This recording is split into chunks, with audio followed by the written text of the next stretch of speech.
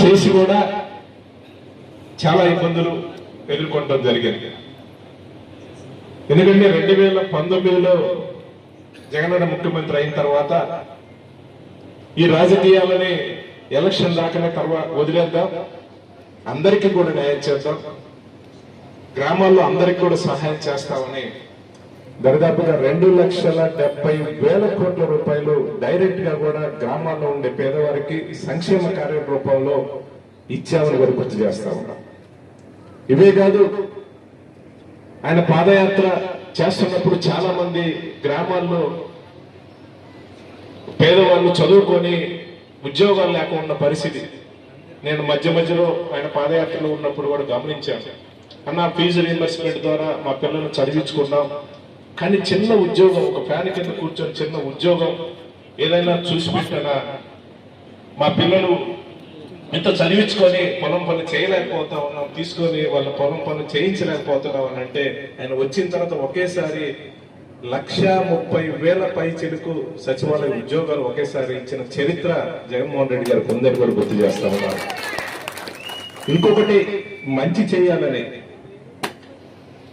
ప్రతి గ్రామంలో వాలంటీర్ వ్యవస్థను తీసుకొచ్చి 2,30,000 పైల చిక్కు వాలంటీర్ వ్యవస్థ. వాళ్ళని ఏ గ్రామంలో గ్రామ స్థాయి నాయకత్వం ఉంటుందో వాళ్ళు ఎంపిక చేసి మీరు పంపించండి, మీకు సహాయకులుగా ఉంటారు, ఏదైనా సరే మీ అనుమతితో చేయాలని ఒక సూచనతో వాళ్ళు పెడితే ఆ గ్రామంలో ఉన్న వాలంటీర్స్ మన నాయకులు మనమే ఎంపిక చేశాం, కానీ వాళ్ళు ఎంపిక చేసిన దాకా ఆ ఉద్యోగం వచ్చిన దాకా మాత్రం 2-3 నెలలు ఎవరైతే పెట్టారో వాళ్ళ దగ్గర బ్రహ్మాండంగా నటించారు. ఆ తర్వాత గ్రామంలో ఉండే మన క్యాడర్ని కూడా లెక్క చేయకుండా వాళ్ళు చేసిన పరిస్థితి. ఎందుకంటే చాలా ఖర్చు వాళ్ళకి, ఏంటంటే ఒక్కొక్క కుటుంబానికి 3 లక్షల రూపాయలు మనం వాళ్ళకి కూడా డబ్బులు కూడా వాళ్ళకి ఇచ్చిన పరిస్థితి.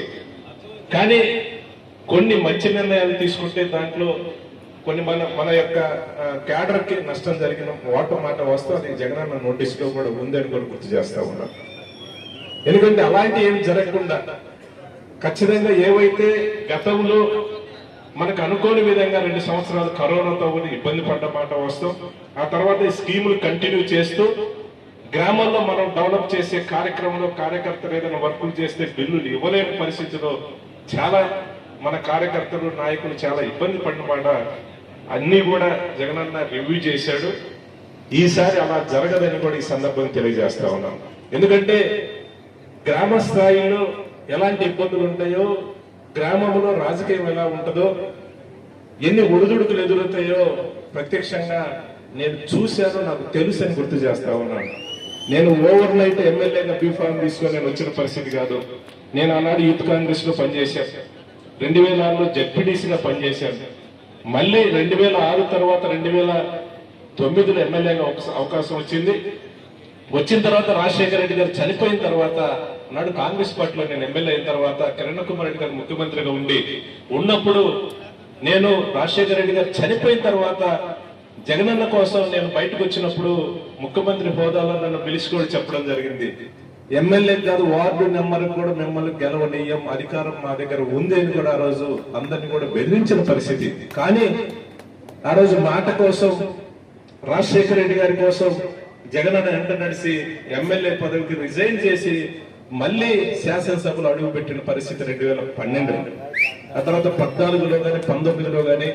ఎందుకు చెప్తా ఉన్నానంటే గ్రామ స్థాయిలో కార్యకర్తలకు ఎన్ని ఇబ్బందులు పడతారో, ఏ రకమైన గౌరవం లేకుండా ఏ రకంగా మనం అవమాన పడతా ఉన్నామో అవన్నీ కూడా నాకు తెలుసు. కాబట్టి నేను ఖచ్చితంగా కార్యకర్తలకి జగనన్న మాటగా చెప్తా ఉన్నాను, మనం ప్రతి గ్రామంలో మన కోసం పనిచేసే ప్రతి కార్యకర్త గౌరవ మర్యాదలు కాపాడే విధంగా పనిచేయాల్సిన అవసరం ఉంది, పనిచేస్తామని కూడా ఈ సందర్భంగా గుర్తు చేస్తా ఉన్నారు.